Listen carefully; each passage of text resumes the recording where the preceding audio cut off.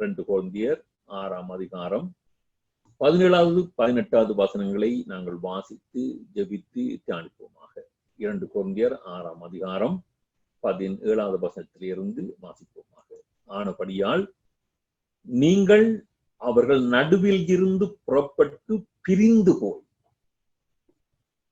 அசுத்தமானதை தொடாதிருங்கள் என்று கர்த்தர் சொல்லுகின்றார். அப்பொழுது நான் உங்களை ஏற்றுக்கொண்டு உங்களுக்கு பிதாவாயிருப்பேன், நீங்கள் எனக்கு குமாரரும் குமார்த்திகளுமாய் இருப்பீர்கள் என்று சர்வ வல்லமையுள்ள கர்த்தர் சொல்லுகிறார். யமனமாக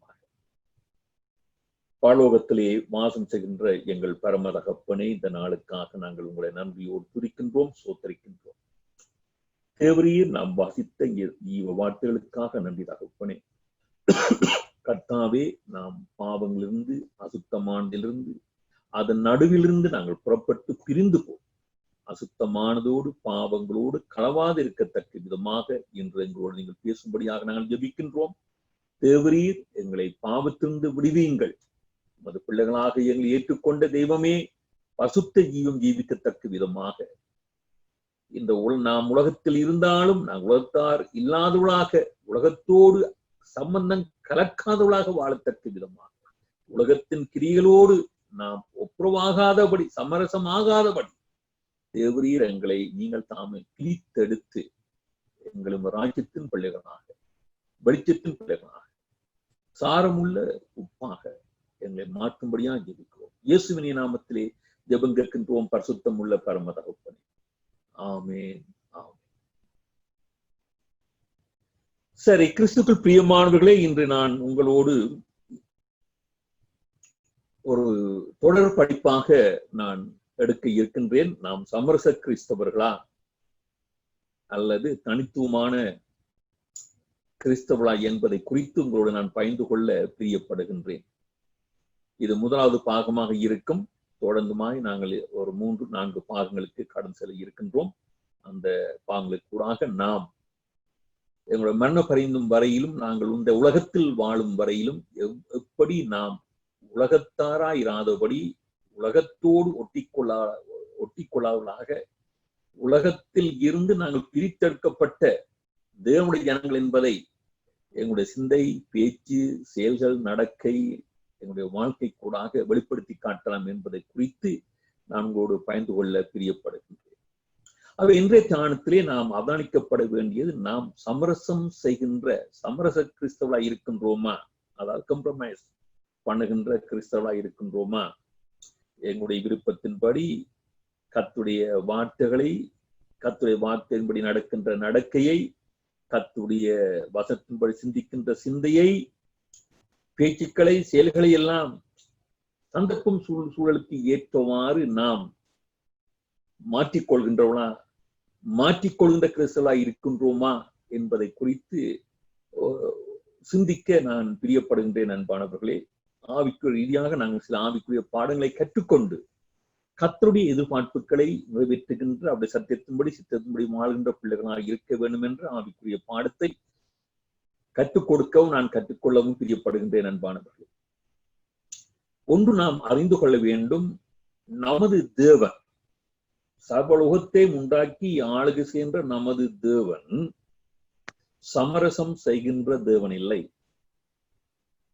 அவர் கம்ப்ரமைஸ் பண்ணுபவர் அல்ல. கிறிஸ்துக்கள் பிரியமானவர்களே, அவர் காலையிலே பாகால் தெய்வமாக, மதியத்திலே விக்கிரகமாக, நேரத்துக்கு நேரம் மாறுபட்ட தெய்வமாக, யூபித்தாருடைய தெய்வமாக, மாலையிலே தியானாளாக, இரவிலே சந்திர பகவனாக, பகலிலே சூரிய பகவனாக இருக்கின்ற அந்த கலப்படம் உள்ள தேவன் அல்ல, ஒரு தெய்வம் அல்ல. அவர் எல்லா தெய்வங்களுடைய வேஷத்தையும் தரித்துக் கொள்கின்றவர் அல்ல, எல்லா தெய்வங்களுடைய சுபாவத்தையும் தரித்துக் கொள்கின்றவர் அல்ல, ரூபத்தை தரித்துக் கொள்கின்றவரும் அல்ல. அவர் எல்லாரோடும் சமரசம் பண்ணுகின்ற, உடன்படிக்கை பண்ணுகின்ற, எல்லாரோடும் ஒத்துப்போவோம், உலகத்தோடு ஒத்துக்கொள்ளுவோம், உலகத்தோடு ஓடுவோம் என்று ஓடுகின்ற ஒரு தெய்வம் அல்ல. அவர் தனித்துவமானவர். நாமும்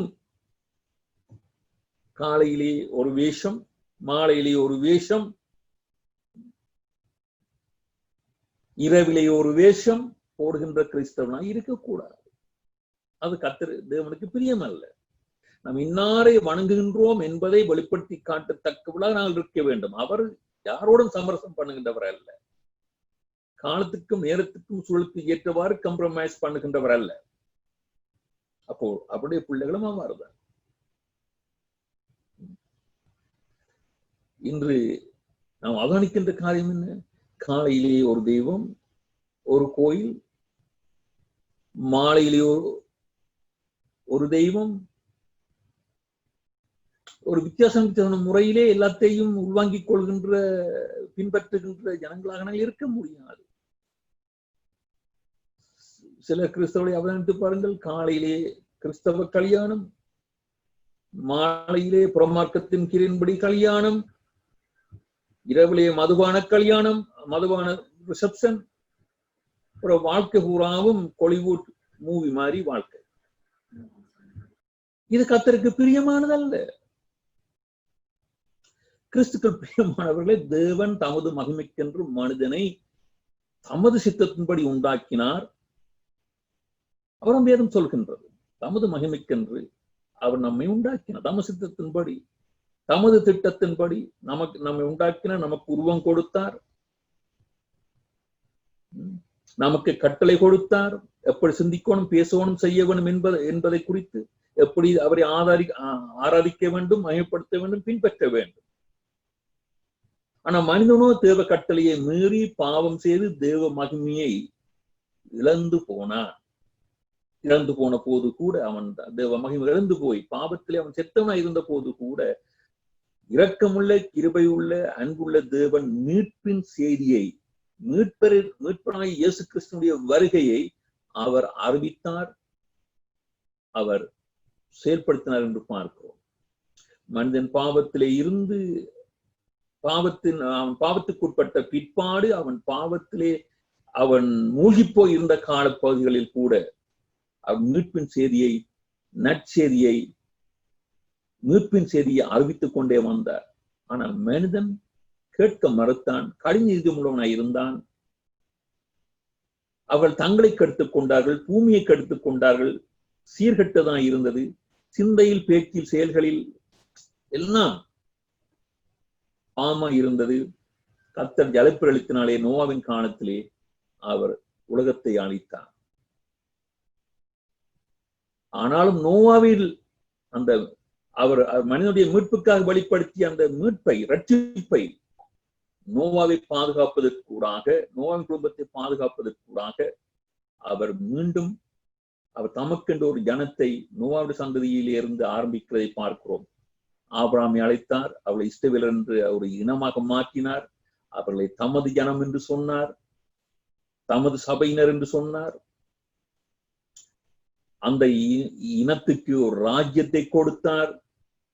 வாக்கு தத்தம் பண்ணப்பட்ட கானான் தேசம் என்று சொல்லப்பட்ட ராஜ்யத்தை கொடுத்தார். அவர்கள் எவ்வாறு வாழ வேண்டும், எவ்வாறு தேவனை பின்பற்ற வேண்டும், தொழுது கொள்ள வேண்டும், அவருடைய சமூக வாழ்க்கைக்கு, குடும்ப வாழ்க்கைக்கு, சபை வாழ்க்கைக்கு, தேசத்தோடு சம்பந்தப்பட்ட அனைத்து காரியங்களுக்கு மெதுவான உபதேசங்களை அவர் கொடுத்தார். அதை பழைய ஏற்பாடு என்று சொல்லுகின்றோம்.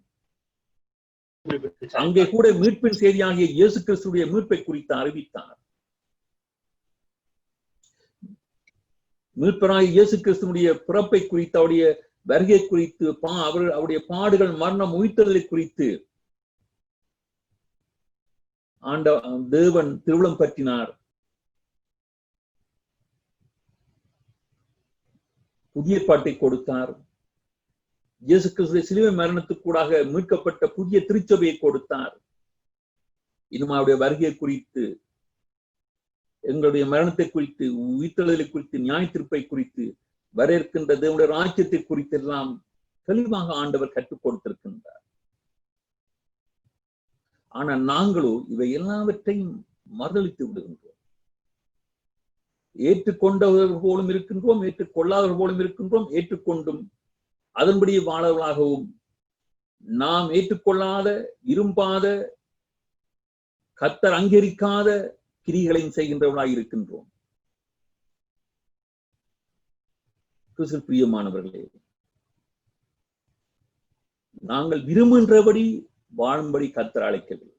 பழைய ஏற்பாட்டிலும் சரி, புதிய ஏற்பாட்டிலும் சரி, எங்களுடைய சிந்தனைகள், எங்களுடைய பேச்சுக்கள், செய்கள், எங்களுடைய வாழ்க்கைக்கான அனைத்து பிரமாணங்களும், சத்தியங்களும், கற்பனையும் கொடுக்கப்பட்டிருக்கின்றது. தேவனுடைய விருப்பங்கள், சித்தங்கள், சத்தியங்கள் நமக்கு வெளிப்படுத்தப்பட்டிருக்கிறது. நாங்கள் விரும்புகிறபடி, நினைத்தபடி வாழ முடியாது. தேவன் சொன்னபடி கீழ்ப்படிந்து வாழ வேண்டும். அவர் தனித்துவமானவர். அவருடைய வழி தனி வழி. அதுதான் நமது வழியாக இருக்க வேண்டும். நோக்கம் பிரம்ம யாரோடும் எவரோடும் சமரசம் பண்ண முடியாது. சத்தியத்தில் சமரசம் பண்ண முடியாது. பிரமாணங்களை, கற்பனைகளை நாம் மீறி சமரசம் பண்ண முடியாது. அவரே தேவன். ஏன் நாங்கள் சமரச கிறிஸ்தவனாக இருப்பதை கர்த்தர் விரும்பவில்லை. நாம் எங்களுடைய சிந்தையில், எங்களுடைய பேச்சில், செய்கையில், நடக்கையில், வாழ்க்கையில், வழிபாட்டில் நாம் மாற்றங்கள் கொண்டு வருவதை, சமரசம் செய்வதை கர்த்தர் ஏன் விரும்பவில்லை? ஏன் தடை செய்கின்றார்? கிறிஸ்துவில் பிரியமானவர்களே, சில வேத அநேக வசனங்கள் உண்டு. சில வசனங்களுக்கு ஊடாக நாம் கற்றுக்கொள்ளப் போகின்றோம். கர்த்தர் ஏன் நாம் சமரச கிறிஸ்தவர்களாய் இருப்பதை அவர் தடை செய்கின்றார் என்று சொன்னால், வேற தேவர்களை நாம் ஏற்றுக்கொள்ளக் கூடாது, வேற தேவர்களை நாங்கள் உண்டாக்கக்கூடாது, வேற தேவர்களை சேவிக்க கூடாது, வேற மார்க்கத்தாரோடு நாம் உடன்படிக்கை செய்யக்கூடாது, வேற மார்க்கத்தாரோடு சம்பந்தமே கலக்கக்கூடாது. பசுத்த வேதத்தின் வாட்டுகளுக்கு விரோதமானவற்றை நாம் அகற்ற வேண்டும், விலக்க வேண்டும். இதுதான் கர்த்தருடைய பிரமாணம். பக்தி விருத்திக்கு எதுவும் ஆவிக்குரிய நாங்கள் பார்க்கின்ற போது அநேக காரியங்கள் இருக்கின்றது. இதைத்தான் ஆண்டவர் நமக்கு கற்றுக் கொடுக்கின்றார். இஸ்ரவேல் ஜனங்களுக்கு ஆண்டு சொல்லுகின்றார். இஸ்ரவேலர்கள் இன்றைய இஸ்ரவேலர்கள் ஆவிக்குரிய இஸ்ரவேலர் நாங்கள் இருக்கின்றோம். அவர் 10 கற்பனையிலே அவர் ஆரம்பிக்கின்றார். முதலாவதாக ஆரம்பிக்கின்றார். யாத்திரம் 20 பார்க்கின்றோம். அன்பானவர்களே, என்னை அன்றி, சொற்பத்தை கவனத்தில், ஆழ்ந்த கவனத்தில் எடுத்துக்கொள்ள, என்னை அன்றி, அப்படி என்றால் வேறொரு இருக்கக்கூடாது. என்னை அன்றி உனக்கு வேற தேவர்கள் உண்டாயிருக்க வேண்டாம். மேலே வானத்திலும் கீழே பூமியிலும், பூமியின் கீழ் தண்ணீரிலும் உண்டாயிருக்கின்றவர்களுக்கு ஒப்பாக ஒரு சொர்பத்தை ஆகிலும், யாதொரு விக்கிரத்தை ஆகிலும் நாம் உண்டாக்க கூடாது, உண்டாக்க வேண்டாம் என்று ஆண்டவர் கட்டளை கொடுத்திருக்கின்றார். இல்லைன்னா ஆண்டவரே, அழகுக்கு, வடிவுக்கு, வரலாற்றை நினைவுபடுத்துவதற்கு, ஞாபகப்படுத்துவதற்கென்று உமக்கொரு உருவம் கொடுக்கின்றோம், ஒரு படம் வரைகின்றோம் என்று கூட ஒரு மனுஷன்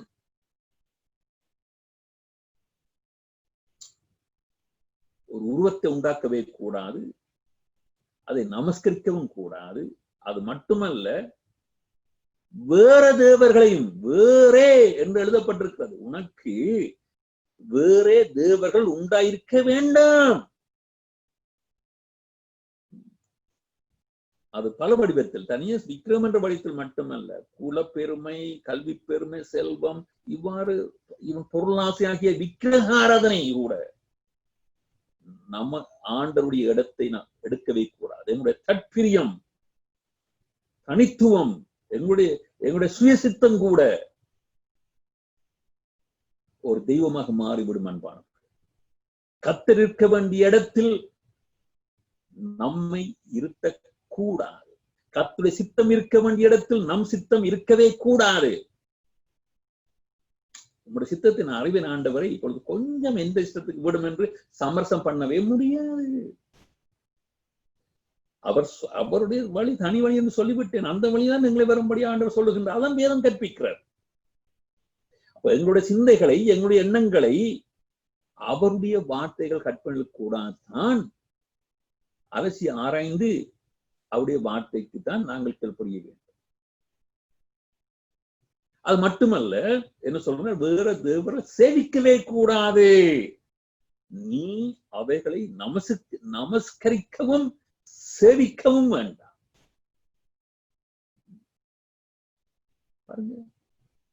ஏதோ ஒரு வகையில கூட நமஸ்கரிக்கவும் கூடாது, அதை சேவிக்க வாழ்க்கை பூரா சேவிக்க கூடாது. அந்நிய தேவனை நீ பணிந்து கொள்ள வேண்டாம்.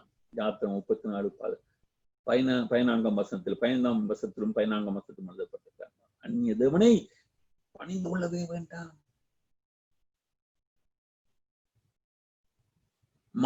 மனிதாபிமானம் என்ற ரீதியில கூட ஒரு உடன்படிக்கையும் செய்யக்கூடாது. பழைய ஏற்பாட்டில் ஆண்டவர் எப்படி இவற்றை கொடுக்கின்றார், இதை எப்படி நாங்கள் புதிய ஏற்பாட்டிலும் கை கொள்ள வேண்டும் என்பதை குறித்து பார்க்க இருக்கின்றோம். அடுத்த பாகங்கள் என்ன சொல்கின்றார்? நீ அவர்களை முன்னின்று துரத்தி விட வேண்டும். யாத்திரம் 29 பார்ப்போம். சிவந்த சமுத்திரம் தொடங்கி பெலிஸ்தரின் சமுத்திரம் வரைக்கும், வனாந்திரம் தொடங்கி நதி வரைக்கும் உன் எல்லையாயிருக்கும்படி செய்வேன். அதான் வாக்குத்தத்தம் பண்ணப்பட்ட தேசத்தை உனக்கு தருவேன். நான் அந்த தேசத்தின் குடிகளை உன் கையில் ஒப்புக் கொடுப்பேன். நீ அவர்களை உன் முன்னின்று துரத்தி விடுவ.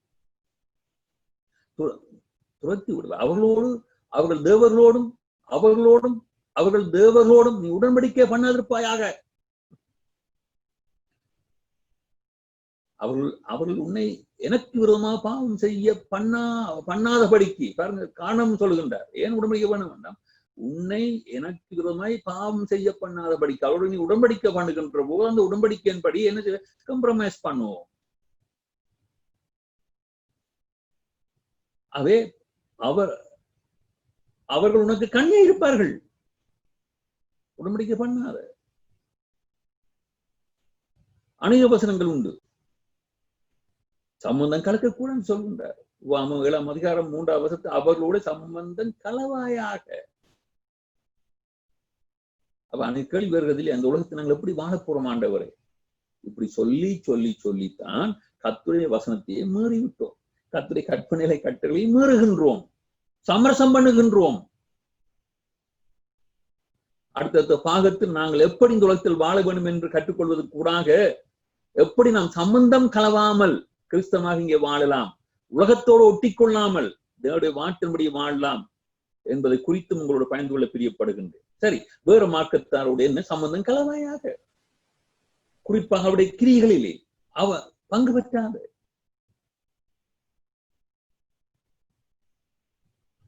பாடுபாடு என்ற ரீதியில், கலாச்சாரம் என்ற ரீதியில், பாரம்பரியம் என்ற ரீதியில், மனிதாபிமானம் என்ற ரீதியில் தேவனை தொழுது கொள்வதில் இருந்து தேவனுடைய கற்பனைகளை மீறாதபடி நீ வாழ வேண்டும் என்பானவர்களே. அவர் சொல்லுகின்றார், அவருடைய கிரியெல்லாம் அவர்களை துரத்த வேண்டும், அவருடைய கிரியைகளை அகற்ற வேண்டும், அவைகளிலிருந்து நீ விலகி இருக்க வேண்டும். நான் வாசித்த 2 Corinthians 6 விதிகளையும் பார்க்கணும். நீங்கள் அவளை விட்டு பிரிந்து என்று எழுதப்பட்டிருக்கிறதை பார்க்கணும் இல்லையா?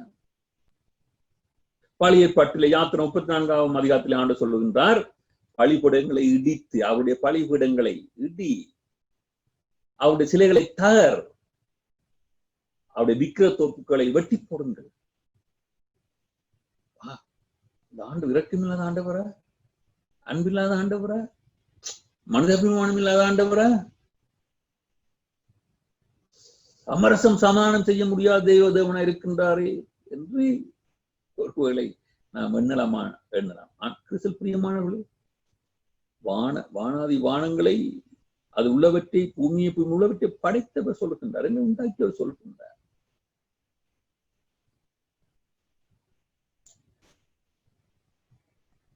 கிறிஸ்துவில் பிரியமானவர்களே, புதிய பாட்டில நாங்கள் பார்க்கிறோம், அழித்து போடுங்கள், களைந்து விடுங்கள், விட்டு விடுங்கள், விலகி ஓடுங்கள் என்று சொல்லப்படுகின்றன. விலகியிருங்கள், பிரிந்து வாருங்கள். இதிலிருந்து இந்த சமரசம் பண்ணுகின்ற சிந்தையில், பேச்சுக்கள், செயல்களில், கிரிகளில் இருந்து முழுமையாக இதுதான் கர்த்தர், இவருடைய வார்த்தைகள் தான் சத்தியங்கள், அவருடைய சித்தத்தின்படி, அவருடைய கற்பனை கட்டளையின்படி தான் வாழ வேண்டும் என்று நாங்கள் அழைக்கப்பட்டிருக்கிறோம்.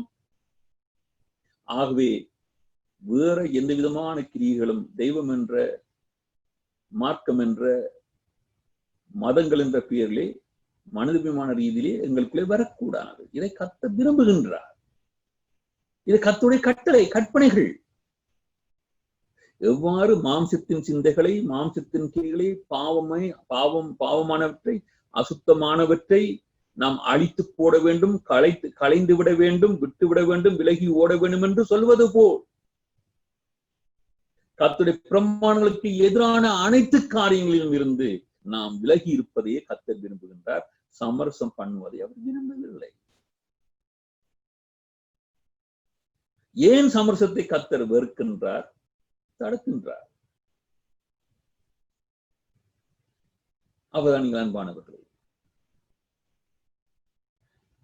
தேவனே கர்த்தராய் இருப்பதனால் அழகா சொல்கின்றார். அன்பானவர்களே, உன் தேவனாய கர்த்தர் நானே. 10 கற்பனைகளை கொடுக்கிறதுக்கு முன்பாக அவர் ஆரம்பிக்கின்ற போது சொல்லுகின்றார், உன் தேவனாய கர்த்தர் நானே. அந்த நானே என்ற சொற்பதம் மிக முக்கியமான சொற்பதம் அன்பானவர்களே.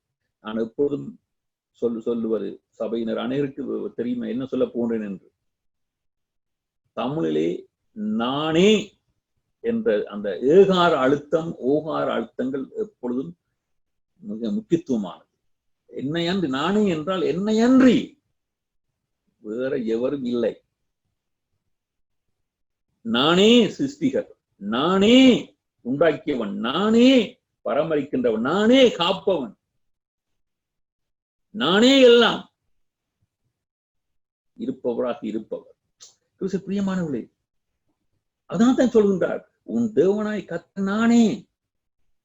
என்னை அன்றி உனக்கு வேறு தேவர்கள் உண்டாயிருக்க வேண்டாம், உண்டாக்க வேண்டாம், பணிந்து கொள்ள வேண்டாம்.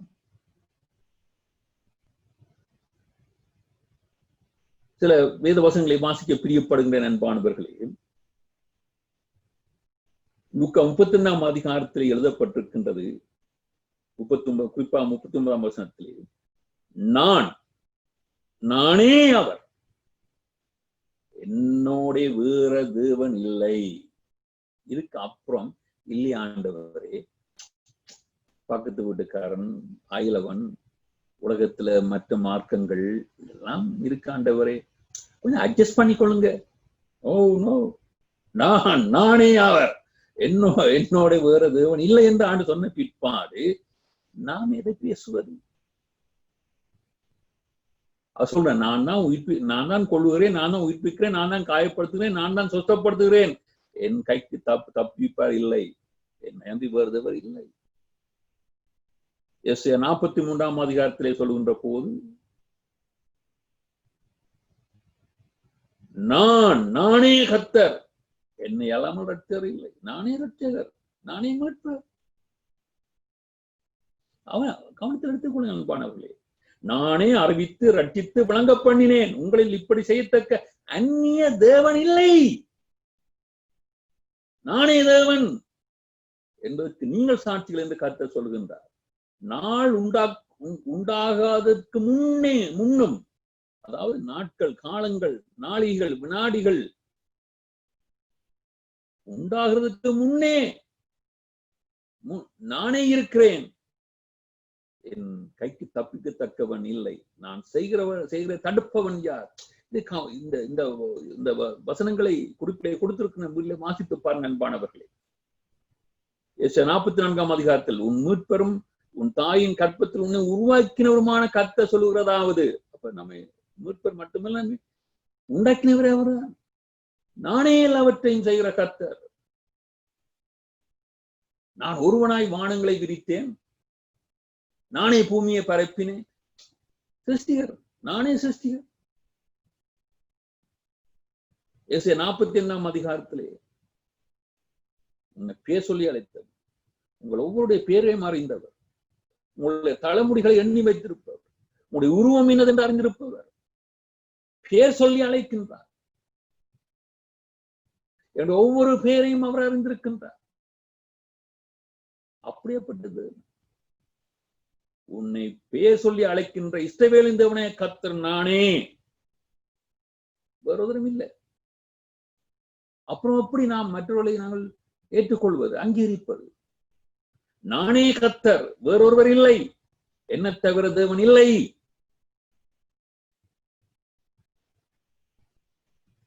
நானே கர்த்தர், வேறொருவரும் இல்லை.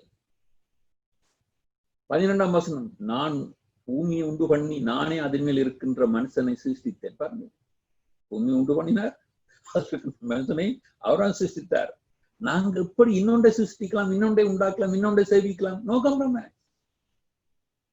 நாம் கிறிஸ்தவ இருந்த செவி கொடுங்களேன், அட்ஜஸ்ட் பண்ணாதீங்க, காம்ப்ரமைஸ் பண்ணாதீங்க.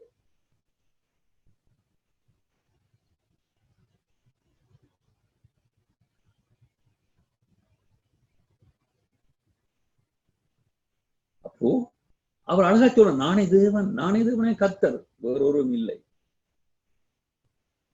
அதனாலே நாம் எந்த தெய்வங்களையும் ஏற்றுக்கொள்வதாகவும் சமரசம் பண்ணுங்களாம், அவருடைய தத்துவங்களை அங்கீகரிக்கின்றாம் இருக்கக்கூடாது. அவருடைய பிள்ளைகளை நாங்கள் இருப்பதனால் சமரசம் செய்யக்கூடாது. நாங்கள் 2 கொரிந்தியர் 6ஆம் அதிகாரத்தில் நாங்கள் வாசிக்கட்டும் இல்லையா? நீங்கள் அவர்கள் நடுவிலிருந்து புறப்பட்டு பிரிந்து போய் அசுத்தமானதை தொடாதிருங்கள் என்று கர்த்தர் சொல்கின்றார். பிரிந்து போகட்டாம், அவள் நடுவிலிருந்து புறப்பட்டு போகட்டாம். ஆனா நாங்கள் என்ன செய்கிறோம்? ஒட்டி கொள்கின்றோம்.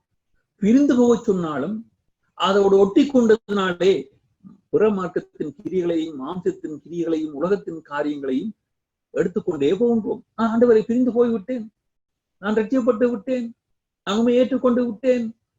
ஆனாலும் பொட்டலத்தில் மடியிலே நாங்கள் கட்டி வைத்துக் கொண்டிருக்கிறோம். கலாச்சாரம் என்ற வடிவத்தில், மனிதாபிமானம் என்ற வடிவத்தில், மனித நேயம் என்ற வடிவத்தில் அநேக அசுத்தமான கிரியைகள்.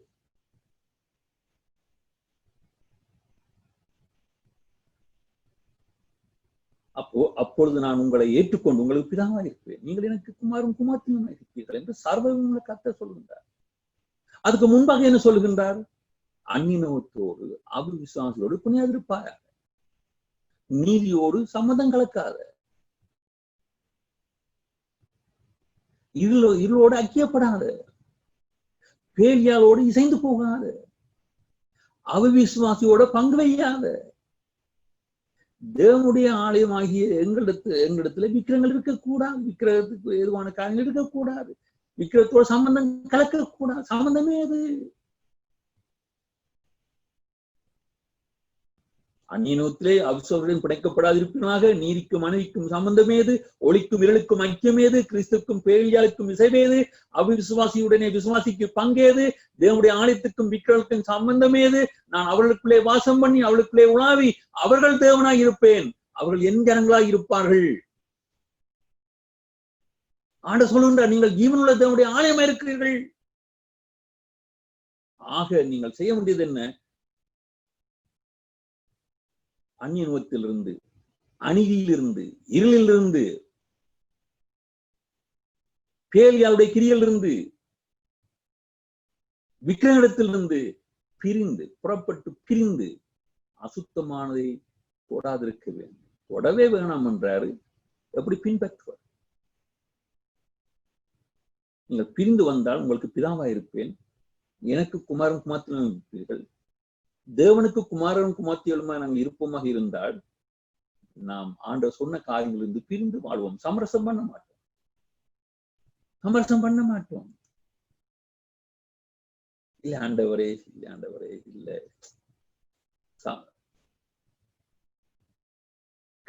சிந்தித்து பாருங்க, கிரிகளை சிந்தித்து பாருங்க. நாங்கள் எங்க சுயசித்தபடி எவ்வளவு காரியங்களை கர்த்தருடைய வார்த்தையில் புறம்பாக செய்திருக்கின்றோம். எங்களுடைய நாங்கள் விளக்கம் கொடுத்து காரணங்கள் காட்டி,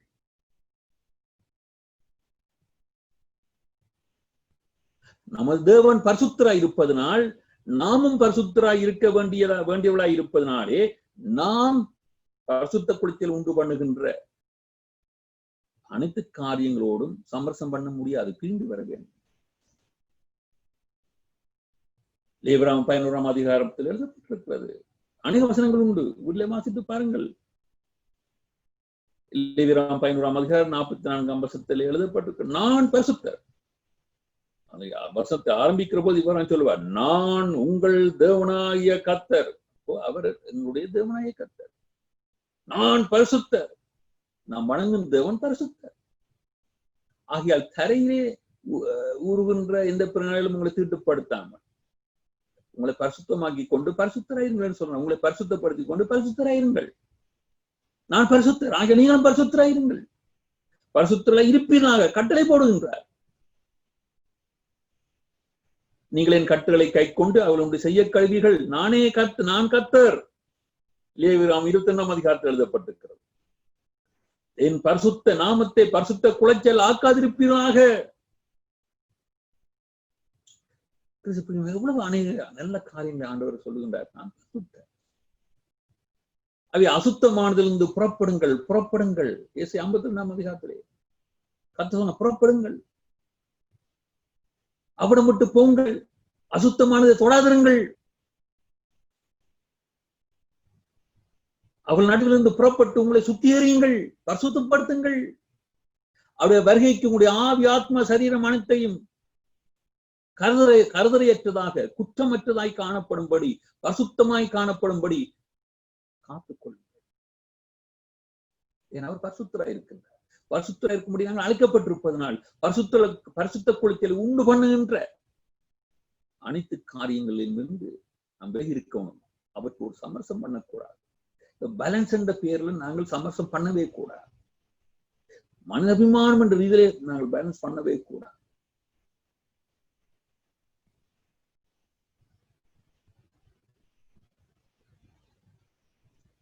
நன்மை எது தீமை என்று அவர் கற்றுத் தந்திருக்கிறார். நன்மைக்கும் தீமைக்கும் இடையில கலப்படம் இல்லை.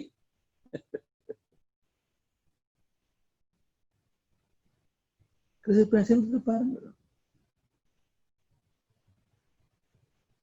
ஏன் நாம் சமரசம் செய்யக்கூடாது பார்க்கின்ற போது நாம் சமரசம் என்ற வடிவத்தில் நாம் சில காரியங்களை செய்வோமாயிருந்தால் நாம் சோரம் போய்விடுவோம்,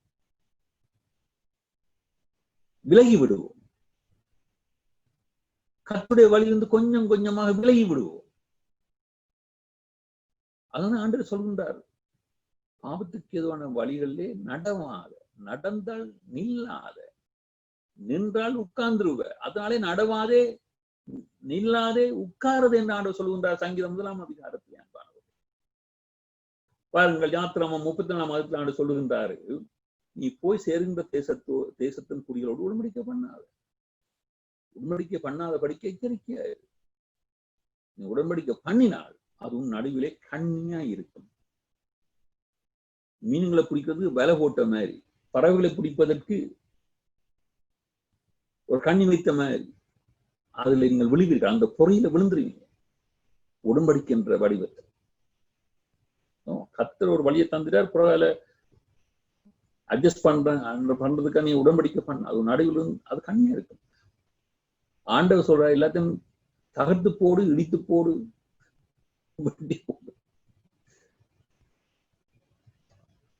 என்ன பெரிய ஆக்ரோஷமான கடவுளா இருக்கு நீங்க நினைக்கலாம் இல்லையா?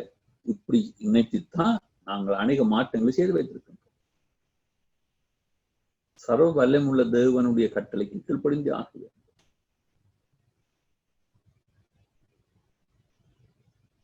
அந்த தேசத்தின் குடிகளோடு உடன்படிக்கை பண்ணுவாயானால் அவர்கள் தங்கள் தேவர்களை சோரமார்க்கமாய் பின்பற்றி தங்களுடைய தேவர்களுக்கு பலியிடுவார்கள்.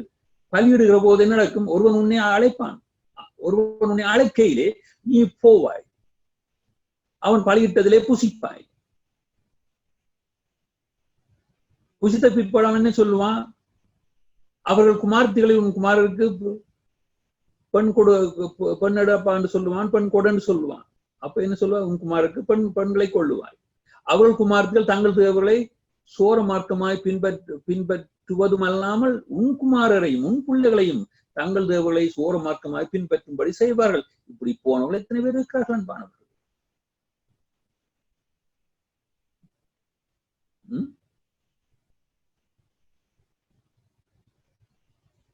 என்னை பின்பற்றாமல் அந்நிய தேவர்கள் சேவிக்கும்படி அவர்கள் குமாரரை விலக பண்ணுவார்கள். 7ஆம் மதத்தில் எழுதப்பட்டிருக்கிறது. அநேக வசனங்கள் கிறிஸ்து பிரியமானவர்களே, இதனாலே ஆண்டு சொல்கின்றார், உடன் சமரசத்தை கர்த்தர் விரும்பலேன். அவர்கள் கண்ணியா இருப்பார்கள், சோரம்போக பண்ணுவார்கள். ஒரு மார்க்கத்தின் கிரியைகளோடு உடன்படிக்கை வையாது.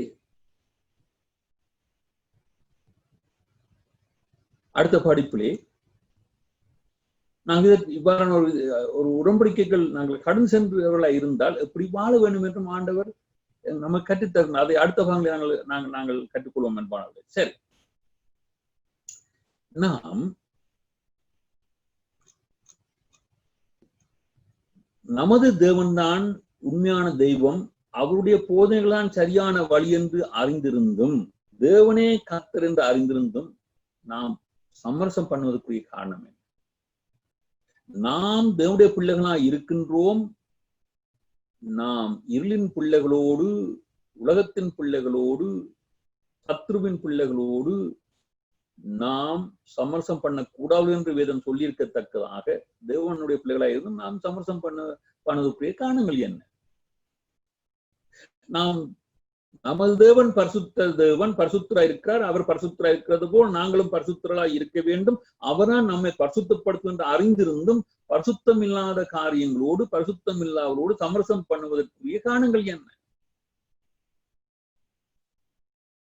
நாம் சமரசம் பண்ணினால் அவர்கள் எங்களுக்கு கண்ணியாய் இருப்பார்கள், எங்களை சோரம் போக பண்ணுவார்கள், தேவனிடத்திலிருந்து நம்மை பிரித்து கொண்டு போறதுக்கு வாய்ப்பு ஏற்படும் என்று அறிந்திருந்தும் சமரசம் பண்ணுவதற்குரிய காரணங்கள் என்ன?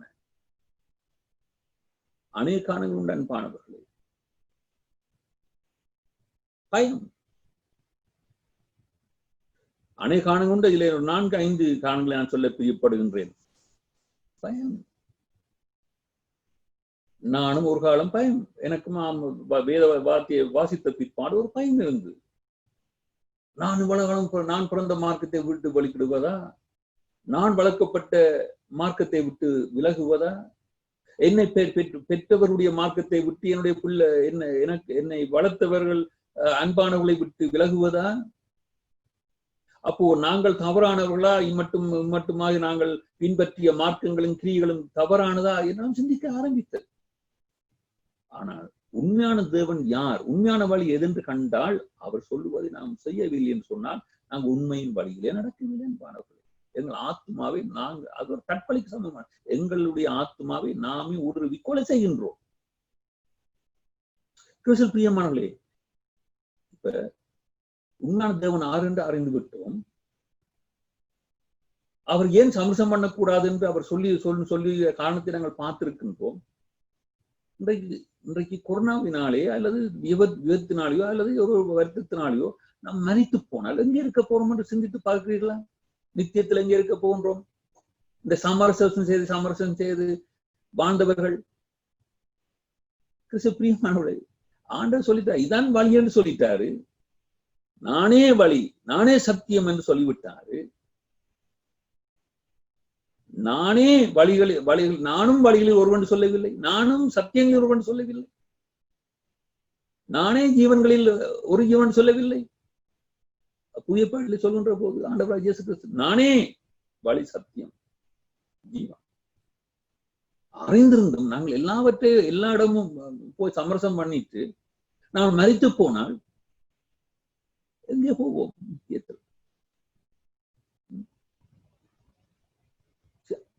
எங்களுடைய நித்தியத்தை குறித்து தேவன் வாங்கியுள்ளவராக இருக்கின்றார், விருப்பமுள்ளவராக இருக்கின்றார். அதனால தான் சொல்லுகின்றார், சமரசம் பண்ணாதீங்க, காம்ப்ரமைஸ் பண்ணாதீங்க. இவரான் தேவன், இவருடைய போதனைகள் தான் சத்தியம், பரிசுத்த வேதம் தான் சத்தியம், பரிசுத்த வேதத்தின் வழிதான் நித்தியத்தின் வழி, உண்மையான வழி என்று அறிந்த பிற்பாடு சமரசம் பண்ணாதீங்க. அப்போ இங்கே பயம் ஒரு காரணம். உறவுகளை விட்டு விடுவேனோ, என்னை அவர்கள் வெறுத்து விடுவார்களோ, என்னை கொலை செய்து விடுவார்களோ என்ற ஆதிகாமம் 26ஆம் அதிகாரத்திலே, ஆதிகாமம் 20ஆம் அதிகாரத்திலே இன்னும் வேறு சில வசனங்களும் உண்டு. நான் இந்த 2 வசனத்திலும் இருந்து உங்களுக்கு நான் சொல்ல பிரியப்படுவது என்ன பாருங்க. ஆபிரகாமை தேவன் அழைத்தான். இங்க ஈசாக்கு என்ன செய்கின்றான்? தகப்பனை போல ரெபெக்காள் பார்வைக்கு அழகுள்ளவனானபடினாலே அவிடுத்த மனிதர்கள் தன்னை கொல்லுவார்கள் என்று எண்ணி அந்த பயத்தினாலே அவளை தன் மனைவி என்று சொல்ல பயந்தான் எழுதப்பட்டிருக்கு. அதே மாதிரி தகப்பனையும் பார்க்கணும். ஆபிரகாமும் ஆதியாமம் 20 எழுதப்பட்டிருக்கிறது. 20ஆம் அதிகாரத்திலே 12ஆம் அதிகாரத்திலே எழுதப்பட்டிருக்கிறது. அன்பானவர்களே, ஆபிரகாமும் போய் சொன்னான் தன்னுடைய மனைவியை. அவர்கள் சொல்கின்ற காரணம் என்ன? பயம். தான் வாழ வேண்டும். இந்த பயம் ஆதி திருச்சபைகளுக்கு இருக்குமா இருந்தால் அவர் இரத்த சாட்சி அமைத்திருக்க மாட்டார்கள். மிஷனரியாக இந்த நாட்டுக்கெல்லாம் வந்திருக்க மாட்டார்கள். பயம் என்ற இதிலே இயேசுவே சத்தியம், ஜீவன், பரலோகத்துக்கு பிதாவிடத்தில் போறதுக்கு வழி என்று அறிவிக்க வந்திருக்க மாட்டார்கள். அவடுத்து மனிதர்கள் தன்னுடைய மனைவியாகிய ரெபெக்காள் மீது தன்னை கொள்வார்கள் என்று எண்ணி அவளை தன் மனைவி என்று சொல்ல பயந்தான். அவள் நிமித்தம் நான் சாகாதபடிக்கு இப்படி சொன்னேன் என்றான். பயத்தினாலே. அபிமெலேக்கு என்ற ராஜா ஈசாய்க்கு அழைத்து கேட்பான், அவள் உன் மனைவியா இருக்கிறாளே, பின்ன ஏன் அவளை உன் சகோதரி என்று சொன்னாய்? பயம்.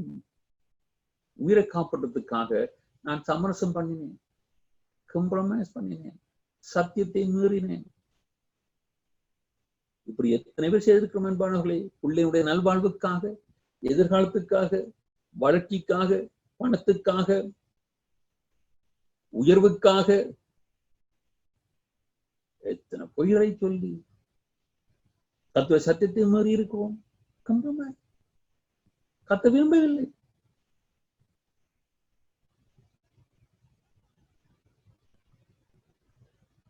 இவ்விடத்தில் உள்ளவர்கள் தெய்வ பயம் இல்லை, பயந்தவர்கள்.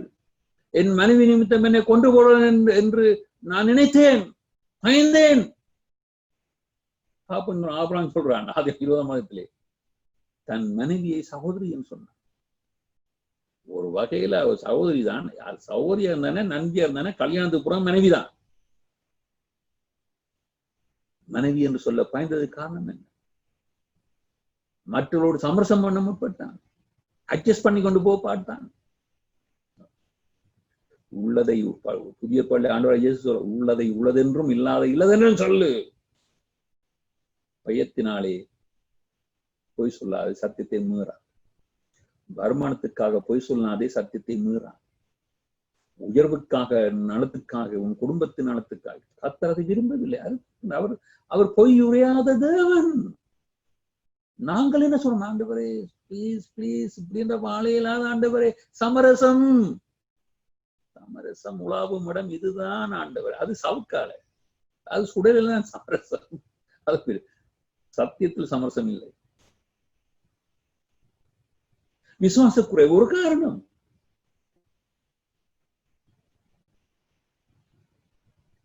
ஆண்டவர் வானத்தையும் பூமியை உண்டாக்கியவர். அவர் வாக்குதம் பண்ணி விட்டாரு, இதை தருவேன் சொல்லி. உதாரணத்துக்கு ஆபிரகாமை பார்க்கின்றோம். கேட்கின்ற ஆண்டவர் சொல்லிக்கிறார், வானத்தின் நட்சத்திரத்தை போல் கடற்கரை மணலை போல் சந்ததி பெருக பண்ணுவேன் என்று. ஆண்டவத்துல கேட்க ஆண்டவர் சொல்லிட்டார், நீ பயப்படாதே ஆபிரகாமே, ஆபிரகாமே நீ பயப்படாதே, நான் உனக்கு கேடகம், உனக்கு மகா பெரிய பலனமாய் இருக்கிறேன். என்ன வாக்குத்தத்தை மாண்டம் உண்டாக்கி தேவன் சொல்லுகின்றார். உடனே ஆபிரகாம் கேட்கிறாரு, கர்த்தராகிய ஆண்டவரே, அடியனுக்கு என்ன தெரிவியது? ஆதியாகமம் 15ஆம் அதிகாரத்தில் எழுதப்பட்டிருக்கிறது. என்ன தெரிவியது? ஆண்டவர் சொன்னது, பயப்படாத, உனக்கு கேடகம், உனக்கு மகா பெரிய பலனமா இருக்கிறேன் என்று. உடனே கர்த்தர், ஆண்டவரே, அடியனுக்கு என்ன தெரிவியது? நான் பிள்ளை இல்லாமல் இருக்கிறேன். தமஸ்கூரனாகிய இந்த எலியேசரின் வீட்டு விசாரணை கர்த்தனாய் இருக்கிறானே என்று முறையிட ஆரம்பிக்கின்றார். இதுதான் நம்மளோட பழக்கம். உடனே முறையிட ஆரம்பிப்போம், முறுமுறுக்க ஆரம்பிப்போம், குற்றப்படுத்த ஆரம்பிப்போம். ஏன்? என்னுடைய இருதயம் முழுமையா கர்த்தர்ல தங்கி இருக்கலாம், கர்த்தரை வார்த்தைப்படி வாழ அர்ப்பணிக்கவில்லை.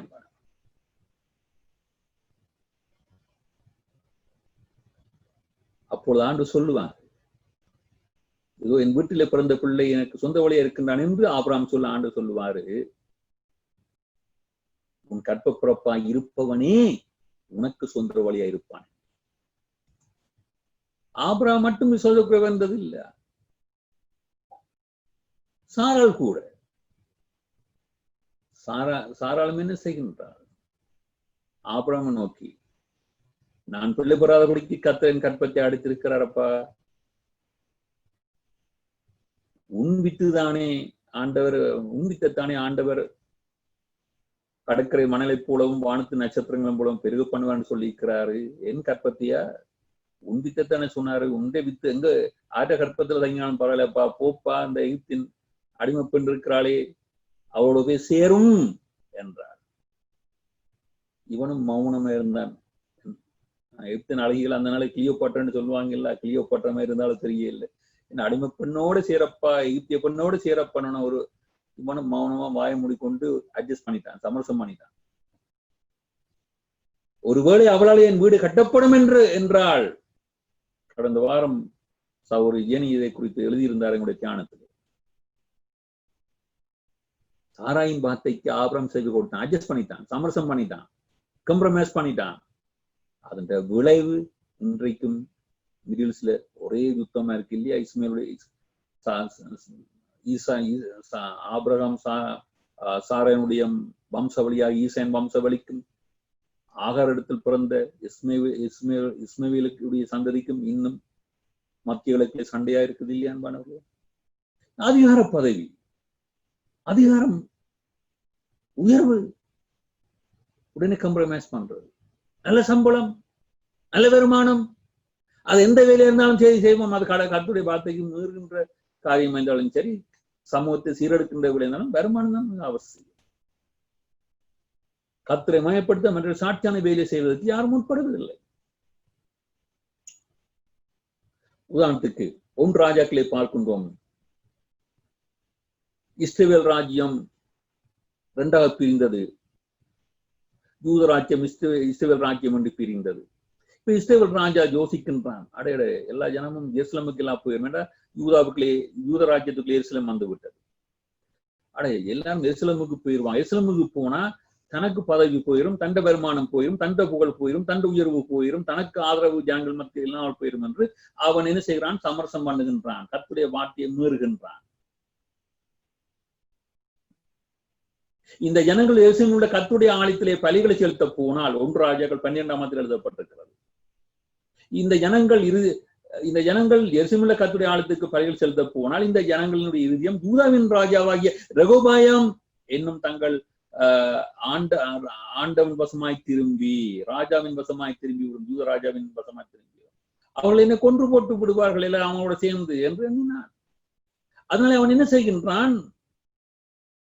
யூதாவின் ராஜாவை ரெகொபெயாமின் பார்சமா அவனிடத்திலே போய்விடுவார்கள் என்று எண்ணி அவன் தன் மனதிலே சிந்தித்து என்ன செய்கிறான்? பொன்னினாலே 2 கன்று குட்டிகளை செய்யறான். பாருங்க, தெய்வத்தை உண்டாக்கணும் என்று அவன் சொல்லி இருக்கிறாரு. கன்று குட்டிகளை உருவாக்கி ஜனங்களை பார்த்து, நீங்கள் எருசலேமுக்கு போய் கஷ்டப்படாதீங்க, வருத்தப்படாதீங்க, இஸ்ரவேலரே நீங்க அங்க போறீங்க, இந்த உங்களை எகிப்தின் அடிமைத்தனத்திலிருந்து கொண்டு வந்த தெய்வம் இந்த 2 கன்று குட்டிகளும் என்று சொல்லி ஒன்றை பெத்தேல்ல வைக்கிறான். ஏன்னா யாக்கோப்புக்கு அங்கே ஆண்டவர் தரிசனமானபடினால அதை நினைவுபடுத்தி ஒன்றை தான் என்ற ஊர்ல வைக்கின்றான். பாருங்க, பிறகு மேடுகளை கட்டுறான், கோவிலை கட்டுறான், ஈனமான ஆசிரியர்களை நியமிக்கின்றான். யூதாவிலே பண்டிகைகளை ஆசிரிக்கிறது போல இங்கேயும் பண்டிகைகளை அறிமுகப்படுத்துறான்.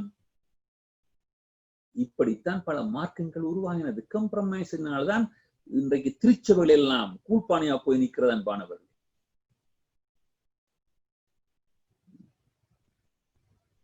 பொருளாசை. யோசுவா 7 பார்க்கின்றோம் இல்லையா? கர்த்தர் தொடக்கூடாதுன்னு சொன்னாரு, எடுக்கக்கூடாது என்று சொன்னாரு. அசுத்தமானதை தொடக்கூடாது என்று சொல்லத்தக்கதாக யோசுவா 7 ஆகான் என்பவன் கொள்ளையிலே நேர்த்தியான ஒரு பாபிலோனிய சால்வையும் 200 வெள்ளிக்காசு சேக்களையும் 50 சேக்கல் நிறையான ஒரு பொன்பாலத்தையும் நான் கண்டு அவளை இக்கித்து எடுத்துக்கொண்டேன். கூடாரத்தின் நடுவிலே பூமிக்குள்ளே புதைத்து வைத்திருக்கிறேன் சொன்னான். கிறிஸ்துவில் பிரியமானவர்களே, கர்த்தர் செய்ய வேணாம் என்று சொன்னதை அவன் செய்ததினாலே அநேக ஜனங்கள் மரித்து போனார்கள். யுத்தத்திலே தோல்வியை கண்டார் இஸ்ரவேல் ஜனம். தேவனுடைய ஜனங்கள், பிள்ளைகள், மற்றவர்கள் தானும் மரித்தாலும் சரி, நரது போனாலும் சரி, கர்த்தருடைய சத்தியத்தை பொருளாசை நிமித்தமாக மீறுவோமா இருந்தால் எங்களையும் கெடுத்து மற்றவர்களையும் கெடுக்கின்றவர்களா இருப்போம் என்பானவர்களே. ஆண்டவர் சொன்னதை செய்ய வேண்டும். பொருளாசையினாலே, பண ஆசையினாலே எத்தனை பேர் தங்களுடைய விசுவாச வாழ்வை, தங்களுடைய ஆத்மாவை ஊடுருவை குத்திக் கொள்கின்றார்கள். ஒரு தற்கொலைக்கு சமணமாக இருக்கிறது என்பானவர்களே.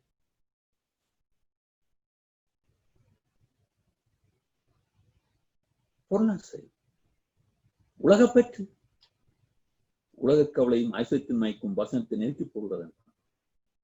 உலகத்தோடு ஒட்டி ஓடுவது. இந்த உலகத்துக்கு ஒத்த வேஷம் தெரியாதிருங்கள் என்று வேதம் சொல்லுகிறது. மத்தேயு 13ஆம் அதிகாரத்திலே ஆண்டவர் சொல்லுகின்றாரு, விதைப்பவன் உவமையிலே உலக கவலையும் ஐஸ்வர்யத்தின் மயக்கும் வசனத்தை நெருக்கி போடுவது, பலனற்று போவது. உலக கவலை பல வடிவத்தில் இருக்கிறது. குலப்பெருமை, கௌரவம், கல்வி, பணம், செருக்கு, ஊர், பாரம்பரியம், கலாச்சாரம், இனம், பல வடிவத்திலே வந்து பரிசுத்த வேதாமத்தை மீற வைக்கிறது. ஜீவனுள்ள தேவனுடைய வழியை நடப்பதற்கு அது அனுமதிக்கவில்லை என்பார். இதான் தான் வேதம் சொல்லுகிறது. ரோமர் 12ஆம் அதிகாரத்தில் நீங்கள் இந்த பிரபஞ்சத்துக்கு ஒத்த வேஷம் தெரியாது, இந்த உலகத்துக்கு ஒத்த வேஷம் தெரியாது. உலக சிநேகிதம் தேவனுக்கு விரோதமான பகை என்று யாக்கோப்பு 4ஆம் அதிகாரம் 4ஆம் வசனம் சொல்லுவோம். பிரியமானவர்களே, என்னுடைய தொடர்ச்சி அடுத்த வாரத்திலே நாங்கள் தியானிப்போமாக. நாம் சமரச கிறிஸ்தவராய் இருக்கக்கூடாது, கம்ப்ரமைஸ் பண்ணக்கூடாது. பரலோகத்திலே வாசம் செய்கின்ற எங்கள் பரம தகப்பனே, இந்த நாளிலுமாக எங்களோடு கூட இருந்து தேவரீர் உமது பிரமாணத்துக்கூடாக, உமது சத்தியத்துக்கூடாக நீரே தேவன் என்பதை நமக்கு வெளிப்படுத்தினீர்கள். நீரே நம்மை உண்டாக்கினவர் என்று வெளிப்படுத்தினீர்கள். நீரே எங்களை அழைத்தவர். உம்மை தவிர வேற தேவர்கள் இல்லை என்று நீங்கள் சொல்லியிருக்கிறீர்கள். மனித அபிமானம் என்ற ரீதியில், மனித நேயம் என்ற ரீதியில் நாம் உமது வார்த்தையை மீறி சமரசம் பண்ணுகின்றவனாய், கம்ப்ரமைஸ் பண்ணுவதாய் வாழாதபடிக்கு நீரே தேவன், நீரே சத்தியம், நீரே வழி, நீரே ஜீவன் என்று நாம் விசுவாசித்து உமது வழிகளிலே, உமது சத்தியத்தின் மார்க்கத்திலே நடந்து நித்திய ஜீவனுக்குள் பிரவேசிக்கத்தக்க வாழ்க்கையை இந்த பூமியிலே வாழ்ந்து தேவரீர் நாங்கள் உமது பிள்ளைகள், உமது குமாரர்கள், குமார்த்திகள், நீங்கள் எங்களுடைய தகப்பன் என்பதை எங்களுடைய நாளந்த வாழ்க்கை கூடாக நாம் வெளிப்படுத்தி காட்ட உதவி செய்ய இயேசுவின் நாமத்தில் ஜெபிப்போம் நல்ல தகப்பனே. ஆமென். இது போன்ற கிருபை சுவிசேஷ தமிழ் திருச்சபையின் நிகழ்வுகளை காண Grace Gospel Tamil Church Toronto என்ற யூடியூப் சேனலை சப்ஸ்கிரைப் செய்யவும். நன்றி, வணக்கம்.